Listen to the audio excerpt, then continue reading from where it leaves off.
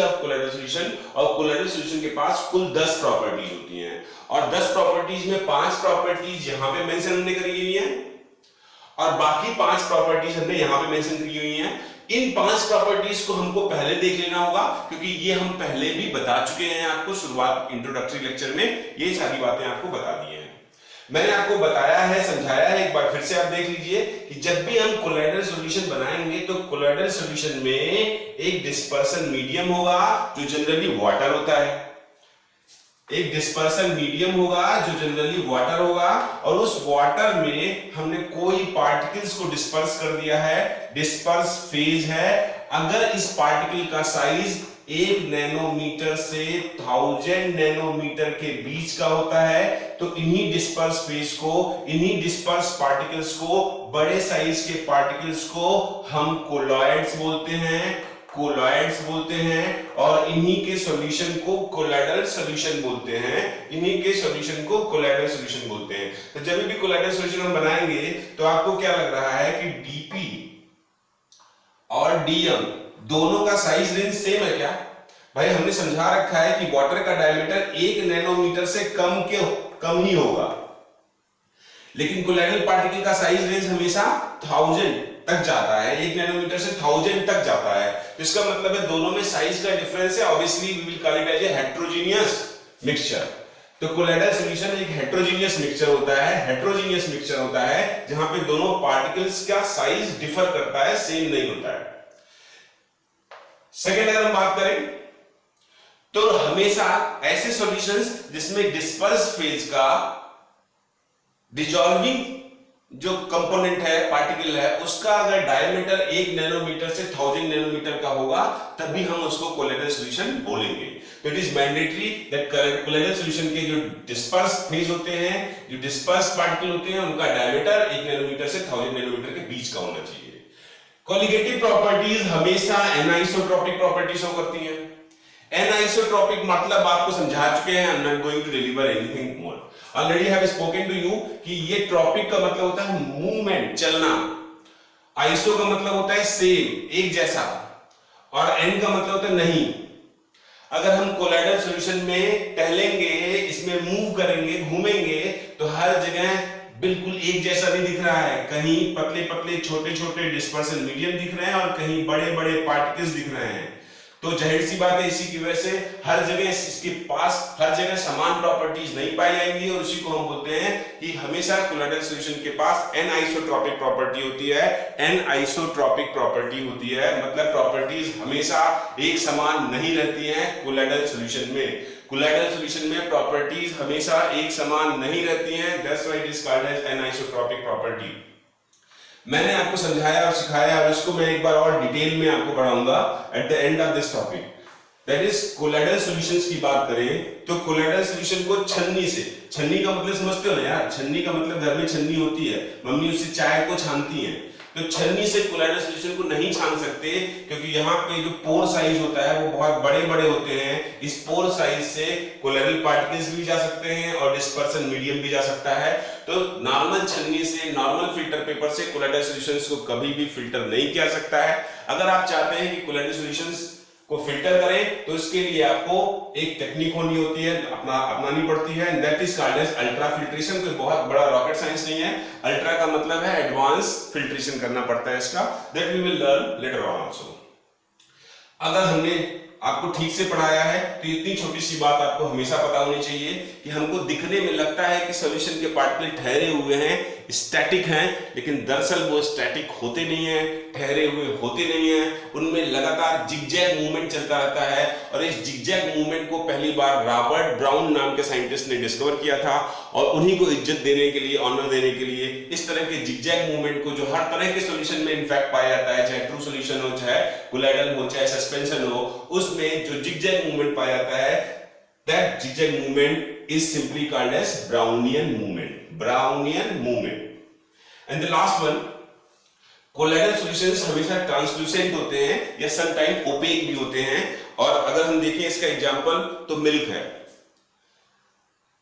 अगर कमरे में धुआं भर दिया जाए, स्मोक भर दिया जाए, तो you can not see across. Fog है, कोहरा है, घना कोहरा है, तो घने कोहरे में आपको दूर तक नहीं पड़ता है, वो ओपेक हो जाता है, ट्रांसलूसेंट हो जाता है। तो ध्यान रखिएगा कि कोलाइडल सॉल्यूशंस अक्सर करके ट्रांसलूसेंट होते हैं, समटाइम्स ये ओपेक भी होते हैं, आप देख नहीं सकते, जैसा फॉग के कंडीशंस में होता है, स्मोक के कंडीशंस में होता है, दूध में है, दूध का एग्जांपल, इनफैक्ट ये दूध नहीं है, इसमें मैंने डेटॉल डाल रखा है, the solution of this Dettol into water is also called as colloidal solution. So अगर ये ट्रांसलूसेंट नजर आ रहा है तो समझ जाइएगा कि ये कोलाइडल सॉल्यूशन है, यहाँ पे पानी में बड़े बिगर साइज पार्टिकल्स जो है डिस्पर्स हैं। तो ये सारी properties that we have already studied, इसको हम यहाँ पे इग्नोर करते हुए हम अपने मेन टॉपिक पे आते हैं, और मेन टॉपिक हमारा ये 5 है। अगर हम प्रॉपर्टीज ऑफ कोलाइडल सॉल्यूशन की बात करें तो इन कोलाइडल सॉल्यूशन की ये 5 प्रॉपर्टीज को हमको बहुत अच्छी तरह से समझना होता है, और वही हम समझेंगे। So we will start with this colligative property. 5 properties हमको पढ़नी है कोलाइडल सॉल्यूशन के अंतर्गत। पहली प्रॉपर्टी की बात करते हैं, पहली प्रॉपर्टी है कोलिगेटिव प्रॉपर्टी। कोलिगेटिव प्रॉपर्टी क्या होती है, इसको समझने के लिए एक मैंने यहाँ पे हल्का सा चार्ट बनाया हुआ है, इसको आप ठीक से समझ लीजिए। कोलिगेटिव प्रॉपर्टीज हमेशा सॉल्यूशंस में पाई जाती हैं। कौन से सॉल्यूशन में? 3 तरह के सॉल्यूशंस आपने बताए हैं और तीनों तरह में पाई जाती है। कोलिगेटिव प्रॉपर्टी ट्रू सॉल्यूशन में भी पाई जाती है, कोलाइडल सॉल्यूशन में भी पाई जाती है, सस्पेंशन में भी पाई जाती है। हर तरह के सॉल्यूशन में, जितने तरह के सॉल्यूशंस अवेलेबल है दुनिया में, हर तरह के सॉल्यूशन में कौन सी प्रॉपर्टी पाई जाएगी? कोलिगेटिव प्रॉपर्टी पाई जाएगी। वो कोलिगेटिव प्रॉपर्टी सर होती क्या है? रोजमर्रा आप देखते हो, समझते हो। वो कोलिगेटिव प्रॉपर्टी 4 है, यहाँ पे मैंने आपको स्टेप बाय स्टेप मेंशन कर रखा है। पहला है relative lowering of vapour pressure, बोलो जवाब से, relative lowering of vapour pressure. दूसरा है एलिवेशन इन बॉइलिंग पॉइंट। तीसरा है depression in freezing point, freezing point depress हो जाएगा, कम हो जाएगा। And fourth one is osmotic pressure. तो कोई भी तरह का सॉल्यूशन हो, उसके पास सिर्फ 4 तरह की प्रॉपर्टीज पाई जाती हैं, relative lowering of vapour pressure, elevation in boiling point, depression in freezing point and osmotic pressure. अब ये चारों प्रॉपर्टीज को ही हम क्या बोलते हैं? कोलिगेटिव प्रॉपर्टीज बोलते हैं। कोलिगेटिव प्रॉपर्टीज बोलते हैं, अगर हम बात करें, फिर से मैं बोलूं तो सॉल्यूशंस किसी भी तरह का हो और सॉल्यूशन के पास ये जो 4 प्रॉपर्टीज होती हैं, इन्हीं चारों प्रॉपर्टीज को कोलिगेटिव प्रॉपर्टी बोलते हैं। और कोलिगेटिव प्रॉपर्टी के बारे में सबसे बड़ी और सबसे लास्ट बात जो है कि कोलिगेटिव प्रॉपर्टी सिर्फ नंबर ऑफ सॉल्यूट पार्टिकल पे डिपेंड करता है। गोरा है, काला है, थिकना है, लंबा है, नेचर पे डिपेंड नहीं करता है, सिर्फ नंबर पे डिपेंड करता है। You have to remind it. मैं एग्जांपल के तौर पे बात करता हूं, जैसे प्योर वाटर का बॉइलिंग पॉइंट कितना है? बोलना 100 डिग्री सेल्सियस। प्योर वाटर का बॉइलिंग पॉइंट कितना है? 100 डिग्री सेल्सियस है। अगर प्योर वाटर में नमक डाल दोगे तो अब नमक के पानी का बॉइलिंग पॉइंट क्या होगा? नमक के घोल का बॉइलिंग पॉइंट क्या होगा? बढ़ेगा, घटेगा? क्यों घटेगा, क्यों बढ़ेगा? उसके लिए पूरा चैप्टर ही डिजाइन किया गया है, that is called as solution. There we will study. But यहाँ पे मैं बता दूं कि अगर आप पानी में नमक डालोगे तो पानी का बॉइलिंग पॉइंट अगर 100 डिग्री सेल्सियस है तो नमक डालने के बाद उस नमक के पानी का, नमक के घोल का बॉइलिंग पॉइंट बढ़ा हुआ होगा, 101 होगा, 102 होगा, क्या होगा, किस पे डिपेंड करेगा, वो सब चैप्टर की बात है। एलिवेशन इन बॉइलिंग पॉइंट का मतलब होता है, यहाँ पे इससे मैं बता रहा हूँ, एलिवेशन इन बॉइलिंग पॉइंट का मतलब होता है अगर हम कोई भी सॉल्यूट पार्टिकल्स डालते हैं पानी में, पानी का एक अपना बॉइलिंग पॉइंट है। अगर कोई भी सॉल्यूट पार्टिकल हम डालते हैं, अगर हम 10 पार्टिकल डाल दिए ग्लूकोज के, तो ग्लूकोज के पार्टिकल की वजह से अब उस सॉल्यूशन का बॉइलिंग पॉइंट क्या हो जाएगा? बढ़ जाएगा। अब 10 पार्टिकल हमने ग्लूकोज के डाले हो, चाहे 10 पार्टिकल धूल के डाले हो, चाहे 10 पार्टिकल फ्रुक्टोज के डाले हो, चाहे 10 पार्टिकल यूरिया के डाले हो, ये डिपेंड नहीं करता है कौन सा पार्टिकल डाले हैं, सिर्फ नंबर ऑफ पार्टिकल पे डिपेंड करेगा। यानी पार्टिकल की संख्या बढ़ाते जाएंगे तो वो बॉइलिंग पॉइंट उसका बढ़ता जाएगा। तो इसका मतलब है यहाँ पे आपको समझ में आया कि सिर्फ नंबर ऑफ पार्टिकल्स। मैं एग्जांपल की बात करूं तो आपने घर में देखा होगा, अगर बहुत अच्छा है आपका घर का सिस्टम, तो अक्सर करके मम्मी जो है वो दाल पकाते वक्त नमक को कब डालती हैं? खाना पकने के बाद में या खाना पकने के पहले? सब्जी बनाते वक्त जो है वो मम्मी नमक कब डालती है? लास्ट में डालती हैं या मोस्ट प्रेफरेबली वो प्रेफर करती हैं कि वो पहले डल जाए? और पहले डल जाए तो उसका क्या कारण होता है? क्यों? क्योंकि अगर बेटा पहले नमक डाल दोगे तो उसकी वजह से उस जो सब्जी बन रही है उसका बॉइलिंग पॉइंट क्या हो जाएगा? बढ़ जाएगा। और जब तक वो बॉइलिंग पॉइंट उबलना शुरू करेगा तब तक वो आपका खाना तैयार हो जाएगा। इनफैक्ट कहिए कि नमक के डालने की वजह से खाना आपका थोड़ा जल्दी प्रिपेयर हो जाता है और फ्यूल भी कम लगता है। क्यों? क्योंकि पानी जल्दी बॉयल कर जाएगा, उड़ जाएगा, फिर से आपको पानी डालना पड़ेगा, पूरा डिस्टर्बेंस। बहुत अच्छी तरह से समझना होता है चीजों को, अगर आप दिल से समझना चाहते हो तो यहाँ पे आपको समझ में आ रहा है कि पानी का बॉइलिंग पॉइंट 100 डिग्री सेल्सियस है। पानी में कोई भी आप सॉलिड पार्टिकल डाल दोगे तो ऑब्वियसली पानी का बॉइलिंग पॉइंट बढ़ जाएगा, और उसी को बोलते हैं एलिवेशन इन बॉइलिंग पॉइंट। और वो एलिवेशन, वो बॉइलिंग पॉइंट का बढ़ना सिर्फ नंबर ऑफ पार्टिकल पे डिपेंड करता है। जैसे आपने देखा है कि वाटर का फ्रीजिंग पॉइंट कितना होता है, वाटर का फ्रीजिंग पॉइंट आपने पढ़ा है कि 0 होता है। वाटर का फ्रीजिंग पॉइंट कितना, 0 होता है। अगर वाटर में हम चीनी डाल दें और फिर रेफ्रिजरेटर फ्रीजर में रख के हम उसको फ्रीज करें, तो आपको पता है कि पानी 0 डिग्री सेल्सियस पे फ्रीज कर जाएगा, लेकिन नमक वाला पानी या चीनी वाला पानी कब करेगा? चीनी वाला पानी कब करेगा बता के देख, सोच के देखना, पहले करेगा ज्यादा बाद में करेगा। एनीवेज अभी तो सोचने की बात ही नहीं है, क्योंकि वो चैप्टर मैंने आपको बताया नहीं है। फिलहाल मैं बताऊं कि अगर आपने चीनी या नमक डाल दिया है उस पानी में, तब उसका फ्रीजिंग पॉइंट कम हो जाएगा। पहले अगर 0 डिग्री सेल्सियस पे वो फ्रीज करता था, तो अब वो -1, -2 या किसी और टेम्परेचर पे फ्रीज करेगा। वो किस पे डिपेंड करेगा, वो चैप्टर में हम दूसरे चैप्टर में पढ़ते हैं। तो फ्रीजिंग पॉइंट भी किस पे डिपेंड कर रहा है, नंबर ऑफ सॉल्यूट पार्टिकल पे। अगर आप पार्टिकल बढ़ाते जाओगे तो फ्रीजिंग पॉइंट और कम होता जाएगा, और कम होता जाएगा, और कम होता जाएगा। ऐसे ही पानी का एक अपना ऑस्मोटिक प्रेशर होता है, और अगर उसमें कोई भी पार्टिकल हम डाल दें, चाहे यूरिया डाल दें, ग्लूकोज डाल दें, फ्रुक्टोज डाल दें, नमक डाल दें, तो उसका ऑस्मोटिक प्रेशर क्या होता है, बढ़ जाता है। समझ में आई बात? पानी का अपना एक, प्योर वाटर का अपना एक वेपोराइजेशन टेंडेंसी होगा। मैं इसकी बात समझाने की कोशिश करता हूं। पानी का एक अपना, प्योर वाटर का अपना एक वेपोराइजेशन टेंडेंसी होगा। प्योर वाटर के अपने एक वेपर्स होंगे, अपने एक वेपर्स होंगे। उन वेपर का अपना एक वेपर प्रेशर होगा। तो पानी का एक वेपर प्रेशर होगा, अच्छा खासा वेपर प्रेशर होगा। लेट मी से कि पानी के पास जो वेपर प्रेशर होता है वो P0 होता है। P0, P के ऊपर 0 लगा दिया। और अब अगर उसमें हम नमक डाल दें, यूरिया डाल दें, चीनी डाल दें, बालू डाल दें, तेरे को डाल दें, तो बता उसका वेपोराइजेशन टेंडेंसी कम होगा कि ज्यादा होगा? नहीं पता है तो जान लो कि किसी भी सॉल्यूट पार्टिकल के डालने से अब पानी जो होगा, पानी में जब आप नमक डालोगे, ग्लूकोज डालोगे, तो नमक और ग्लूकोज अंदर के साथ साथ सरफेस पे भी पाए जाएंगे, जिसकी वजह से टोटल अवेलेबल सरफेस एरिया पानी का घट जाएगा, और पानी की कमी वाटर मॉलिक्यूल्स इवेपोरेट कर जाएंगे, वेपर कम बनेगा, वेपर प्रेशर कम होगा। कॉमन सेंस की बात है कि अगर आप पानी में नमक या कोई भी सॉल्यूट पार्टिकल्स घोलते जा रहे हो, तो उसका वेपर प्रेशर क्या होगा, कम होगा। प्योर वाटर का वेपर प्रेशर P0, और उसमें आपने कुछ डाल दिया, नमक डाल दिया, यूरिया डाल दिया, ग्लूकोज डाल दिया, तो अब उसका वेपर प्रेशर क्या हो गया, कम हो गया, स्मॉल p हो गया।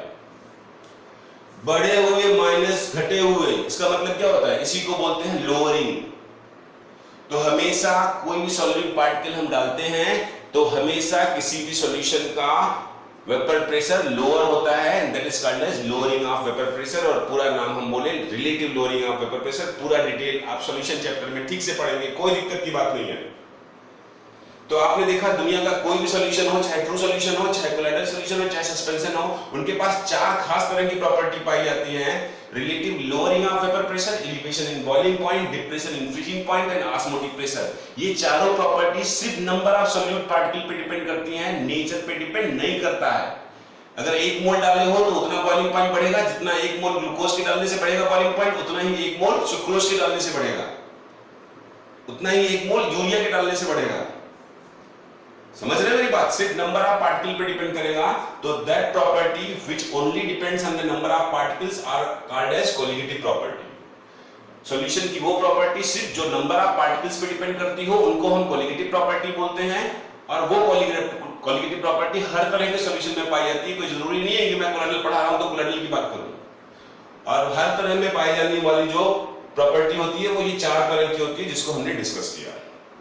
और आपको समझ में आया तो आप मुझे बता दीजिए कोलिगेटिव प्रॉपर्टी क्या होती है।